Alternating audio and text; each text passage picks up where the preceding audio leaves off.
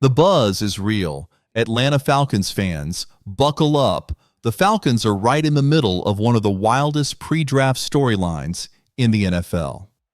And I've got all the juicy details for you. So if you're a diehard fan and want to stay updated, drop a comment, hit that like button, and let's talk some football. Now let's dive in. This all starts with Kirk Cousins. Just days before the 2025 NFL Draft, rumors were swirling. The talk around the league was heating up fast, and now the Falcons have flipped the script in a way that could shake up the entire NFL. This isn't just a normal press conference. This is a big-time strategy move, maybe even the start of something huge for the future of the franchise. You've probably heard the chatter. A possible trade involving Cousins to the Cleveland Browns was on the table until they decided to bring in Joe Flacco instead. Reports said the deal stalled because Atlanta wanted Cleveland to take on more of Cousins' contract than they were willing to. But hold on. That story just got called out. Falcons GM Terry Fontenot spoke directly to Sports Illustrated's Daniel Flick and shut down the rumors. His exact words? The report that it's a specific number is not accurate. Then he dropped the bombshell. There is no starting price for Kirk Cousins. That changes everything. This isn't just a negotiation tactic. This is a message to the rest of the league. Atlanta's willing to listen. They're flexible. And that alone could fire up interest from quarterback-needy teams like the Pittsburgh Steelers. The Steelers still don't have a clear QB1. Aaron Rodgers hasn't signed, and their draft plans might not include taking a quarterback early. Fontenot's move? It's chess, not checkers. Even more interesting, the Falcons aren't acting desperate. They're being smart. They're using draft weekend to their advantage. They're leaking just enough to get attention, but not enough to give away their plans. If Kirk Cousins stays in Atlanta, it won't be because nobody wants him. It'll be because the Falcons are waiting for the perfect moment, when a team gets desperate enough, or a trade offer becomes too good to pass up. And that's just one layer of this story. Behind the scenes, the Falcons are already working on what's next. They're planning for the future, lining up Zoom calls, private visits, and diving into scouting reports. Just last week, they had a virtual meeting with wide receiver Samuel Brown Jr. from Miami. He's got an exciting blend of size and speed, 6'2", 195 pounds, and he ran a 4.4440. He's currently projected as a day 3 pick, but don't sleep on him. He transferred schools just to play with projected number 1 pick Cam Ward and still managed solid stats, 36 catches, 509 yards, and 2 touchdowns at Miami. Before that, he put up 800 yards and 3 scores at Houston. That's production. That's potential. That's exactly the kind of upside Atlanta's front office is looking for. But Samuel Brown Jr. isn't the only player catching Atlanta's eye.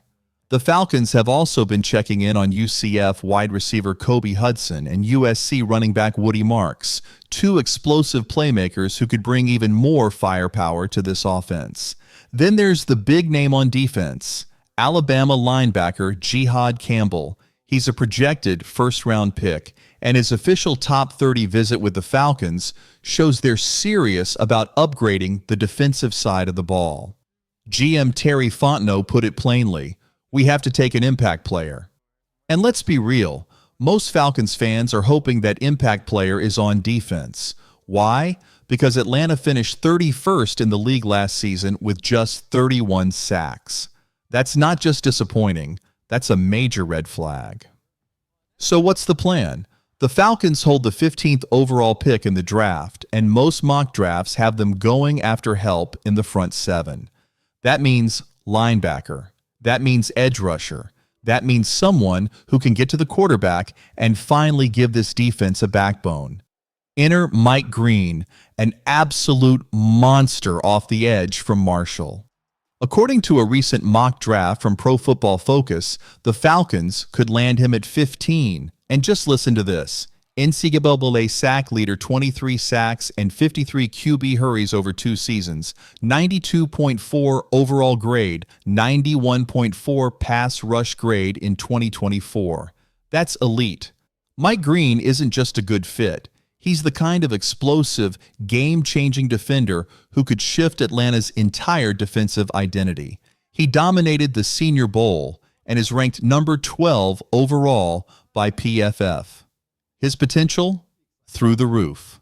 But the Falcons aren't putting all their hopes on one player. They're keeping their options open.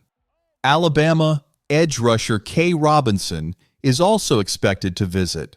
Robinson had 4 sacks and 6 QB hits in just 9 games.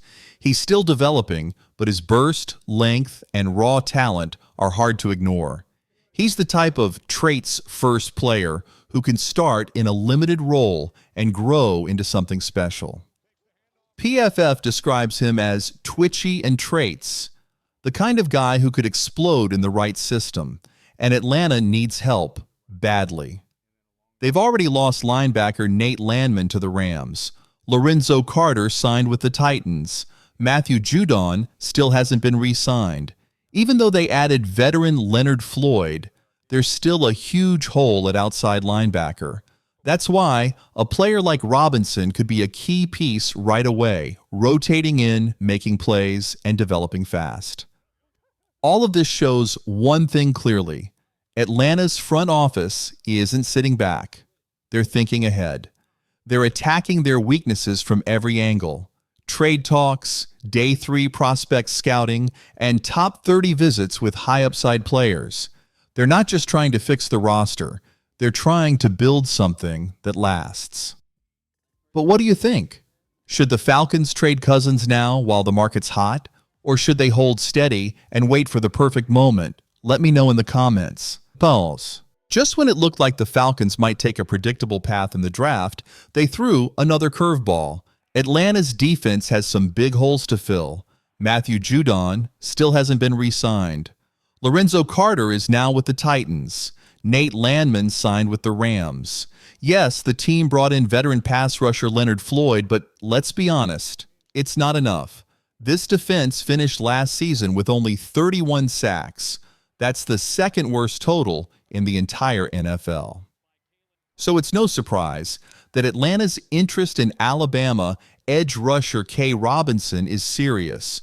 This isn't just a maybe, it's a need. Robinson is projected to go in the middle rounds and is ranked 119th overall by Pro Football Focus. He may still be raw, but his athleticism jumps off the tape.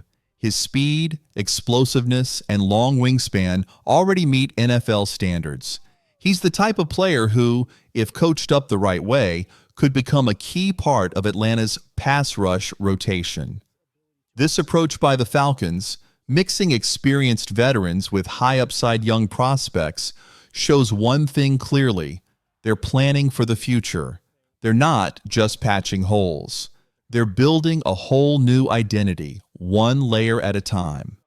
That includes investing in every part of the roster. We've already seen that with guys like Samuel Brown Jr. and others they've met with over Zoom. But the biggest wild card in all of this? Kirk Cousins. Even with the draft just around the corner, the possibility of a Cousins trade is still on the table. Terry Fontenot made it clear. There's no set price on Cousins. That could be a direct signal to QB-needy teams like the Pittsburgh Steelers, who are still looking for a solution under center. With the 15th overall pick, the Falcons are in a unique spot. They could grab a game-changing defensive piece like NCAA sack leader Mike Green or Alabama linebacker Jihad Campbell, or they could flip the board entirely with a bold trade involving Cousins. Whatever direction they choose, this draft could be a turning point. So let's hear it. Would you trade Cousins if the right offer came in? Who would you take at pick 15? And how do you feel about the Falcons' strategy so far? Drop your thoughts in the comments, leave a like if you're enjoying the breakdowns, and subscribe for more updates.